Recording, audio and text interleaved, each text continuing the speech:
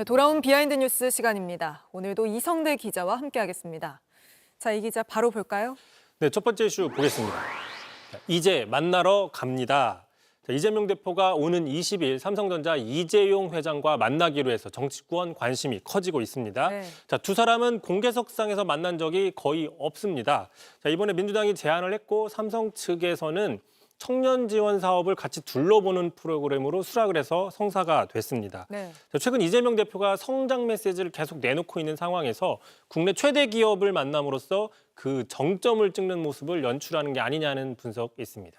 네, 두 사람이 만나면 여러모로 관심이 나올 텐데 특히 반도체 특별법 처리를 놓고는 어떤 입장이 나올 수도 있습니까?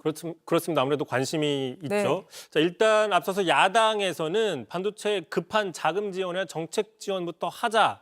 여야 이견이 없는 이 부분부터 하자라는 주장인데 반면 국민의힘에서는 주 52시간제 예외를 하지 않으면 안 된다라고 팽팽하게 맞서고 있는 상황입니다. 민주당에서는 만약에 이 대표와 이 회장이 만나게 되면 자연스럽게 얘기가 나올 수도 네. 있다라고 얘기를 하고 있지만 기존의 민주당 입장이 변화될 가능성은 크지 않아 보인다는 분석도 있습니다. 왜 그러냐? 앞서서 이재명 대표가 52시간을 늘릴 게 아니라 늘리지 않아도 얼마든지 가능하다라고 밝힌 적이 있기 때문입니다. 직접 들어보시죠. 유연화를 하더라도 총노동 시간을 늘리자는 그런 소리를 누가 하겠습니까? 삼성도 그렇게 하지 않겠다고 하지 않습니까? 원하는 것은 유연화하자는 거지 총노동 시간 늘리는 게 아니다고 말하고 있어요. 이해하시겠습니까? 우리 국민의힘 의원님 여러분. 네, 어쨌든 지금 여권에서는 대놓고 조기 대선 얘기를 못하고 있는 반면 민주당 이재명 대표는 사실상 대권 행보를 보이는 모습이군요. 그렇습니다. 지금 국민의힘 대통령 강성 지지층 때문에 예컨대 전한길, 전광훈 씨 등의 쌍전 같은 외부 세력 때문에 네. 조기 대선 대놓고 말하지 못하고 사실상 손발이 묶여 있는 상황 속에서 민주당이나 이재명 대표의 행보 상당히 신경이 쓰일 수밖에 없습니다. 그러다 보니까 좀 이런 식의 지적도 나왔습니다. 윤희숙 여의도 연구원장인데요. 이재용 회장님 혹시 삼성전자 지분 30% 내놓으라고 협박받았다면 혼자 속 끓이지 말고 연락 달라.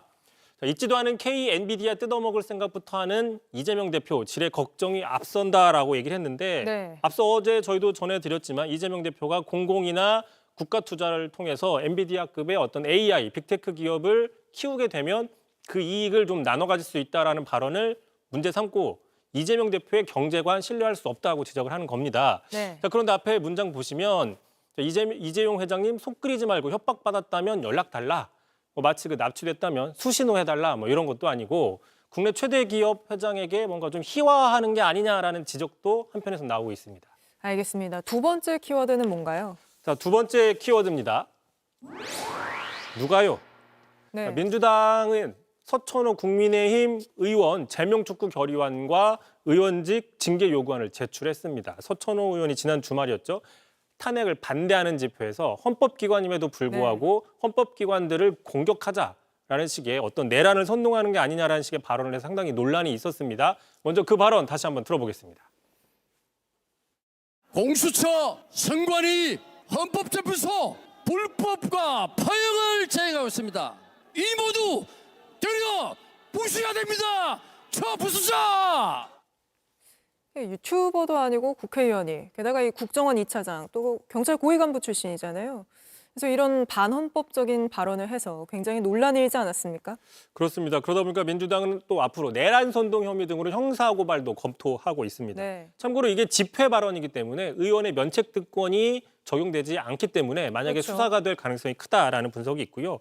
그런데도 국민의힘에서는 이게 다소 표현이 좀 거칠었을 뿐이다라고 별게 아니다라는 입장을 내놓고 있습니다. 특히 당내에서조차 비판이 나온다. 이런 문제 때문에 중도층이 떠나는 게 아니냐라는 오늘 그 기자들의 질문이 나왔는데 네. 이에 대해서 국민의힘은 좀 정색을 하고 반문을 하기도 했습니다. 그 장면 보겠습니다.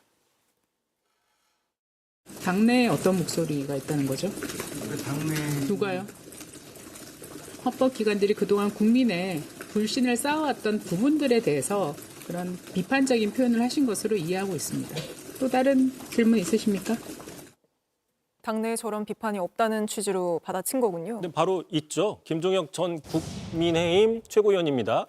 경찰 간부 출신으로 가장 앞장서서 체제 수호해야 할 분이 헌법기관들 다 때려 부수자고 말하는 건 도를 넘어도 너무 많이 넘었다. 잘못된 네. 얘기라고 분명히 당내에서도 비판이 나온 적이 있습니다. 알겠습니다. 오늘은 여기까지 들어보겠습니다. 이성대 기자였습니다.